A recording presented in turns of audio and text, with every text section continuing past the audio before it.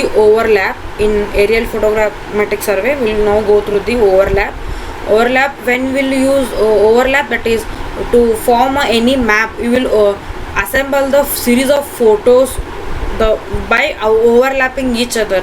So by that you'll create one map. So there should be some considerable points to overlap the photographs to create a map or to form a map. So when the vertical photographs are to be used for the preparation of maps, so all the methods of completion required that the plumb points which are preceding and succeeding should be prints. The prints are available or visible on the photographs. The prints of the succeeding and preceding points should be available on or visible on the each photograph. So here plumb points are nothing but points where the plumb lines are dropped from the front nodal point intersect the photographs.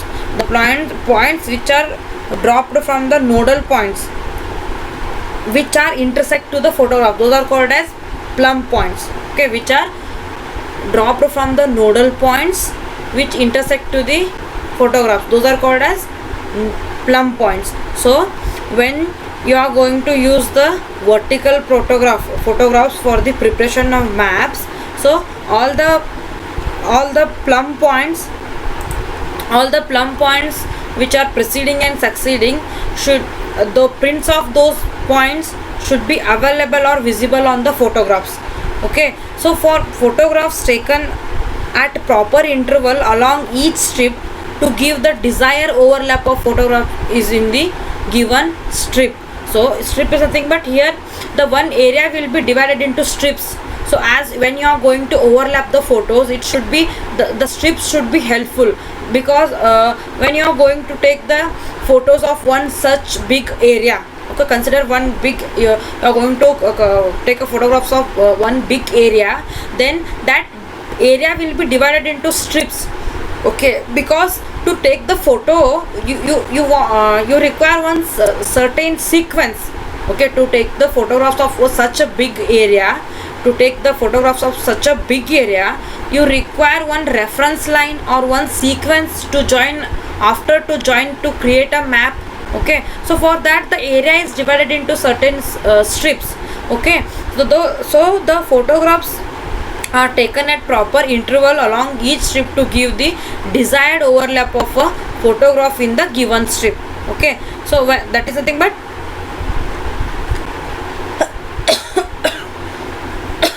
sorry. So when you take the photograph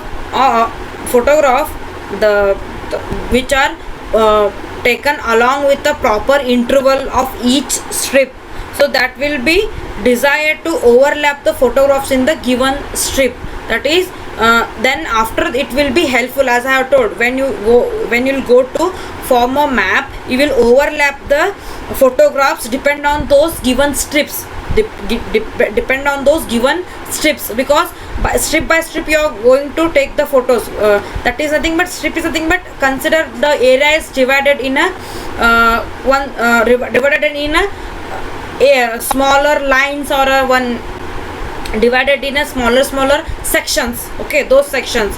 So including when you will join all the section, you are going to get a map of that whole area. So when the photographs are taken at proper interval along with the strips, so that will give you a desired overlap of photos in the given strip, that you can match the photographs of the each strip. Okay, so by matching each strip you are going to form one map of that whole area. So each strip is spaced at predetermined distance to ensure the desired side lap between adjacent strips. So as I have told, one area is divided into strips. Okay, so that the space between each strip should be predetermined. That distance between the each strip should be predetermined, because to ensure the desired side lap between the adjacent strip. Okay, so because after when you going to take a photograph of each strip, so it should be predetermined in a distance to ensure that desired side lap between the adjacent strips. So after that, when the map is going to form, it should be easy, or it should be easy to, or to join a strip, each strip in a photographs as well, to look like a ground, to look like a ground. It should be easy to join the photographs of each strip. That's why the distance should be predetermined.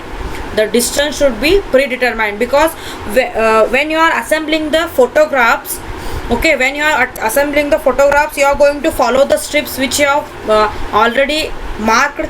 Okay, so when you follow the each strip, you are going to prepare one perfect map that should be look like a actual ground. So for that, the distance between each strips which are marked on the ground should be predetermined. So the overlap of photograph in the direction of a flight line is called longitudinal overlap. Again, flight line, I have explained in beginning of this aerial photogrammetry. The flight line is nothing but the line drawn on a map to represent the track of aircraft. Because on the camera is mounted on the aircraft. So the flight line is nothing but it is the line which is drawn on the map to represent the track of aircraft. By that you will get to know where all the at which by which area or by which strip the camera has moved, and by that reference you are going to take determine the area covered by that camera, right? So the overlap of photograph in the direction of flight line is called the longitudinal overlap.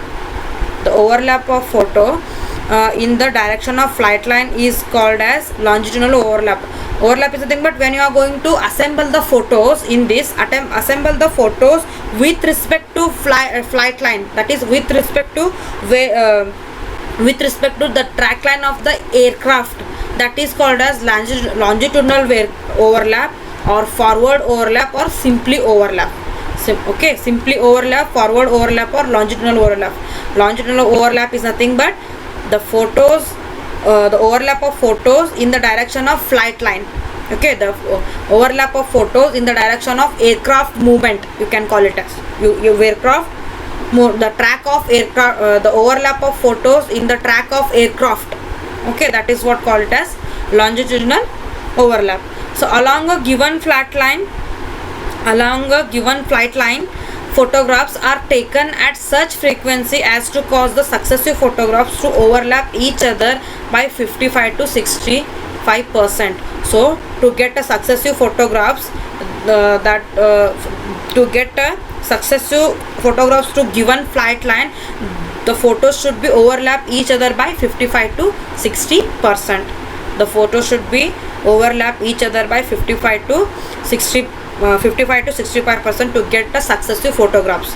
Okay, that is for when you are along with the given flight line, the photographs are taken at such frequency has to cause the successive photographs to overlap each other by 55 to 65%.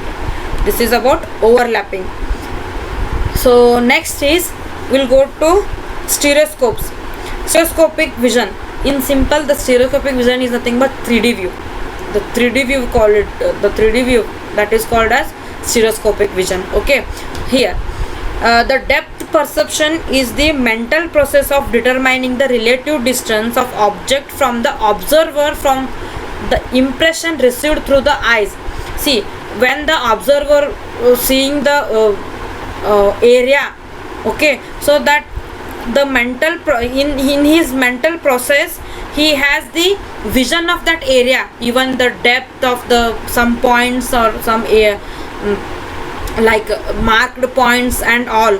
So vision is nothing but when you look at the actual ground. Okay, map is nothing but when you create the map which is look like a ground. So the instrument which we use, that is called as stereoscope. So when you are going to take the pictures, it should take the pictures same like when we see it from the eyes, because here they are mentioning the depth.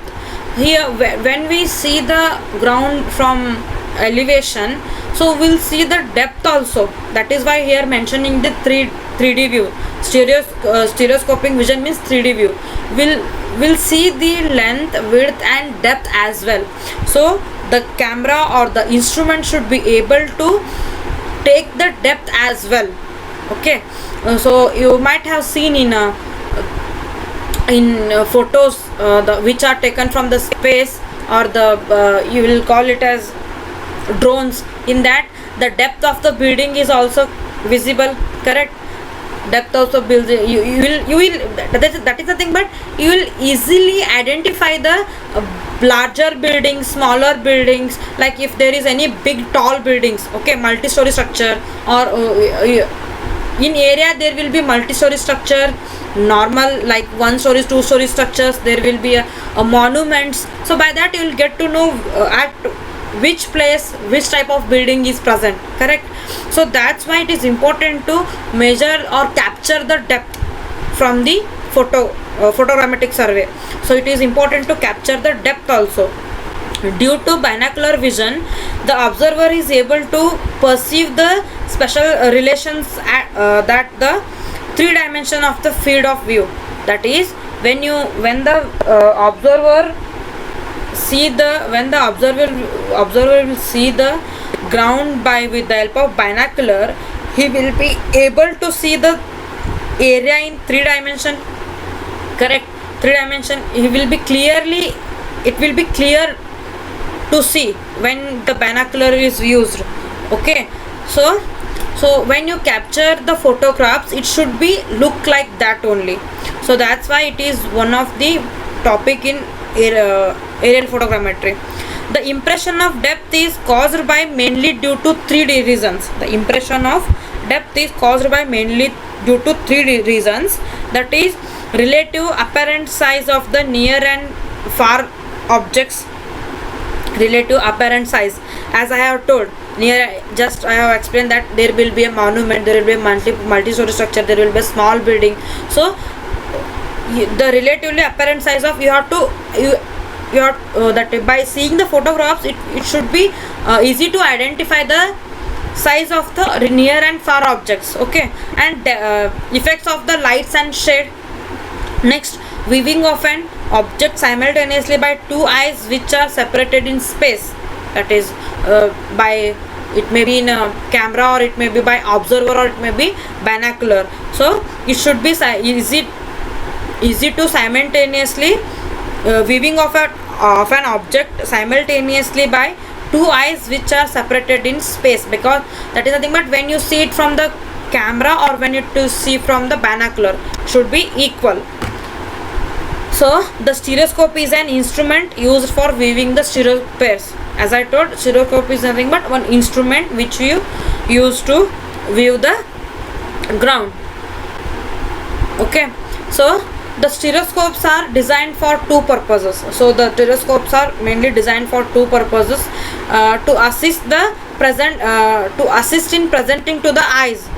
That is, to assist in presenting to the eyes in the thing. But when you are seeing from the binocular or from the normal eyes, it should capture the same vision. It should capture the same vision in photographs, right? The images of a pair of photographs show that relationship between convergence and accommodation is the same as would be in natural, as I have seen, as would be in natural vision.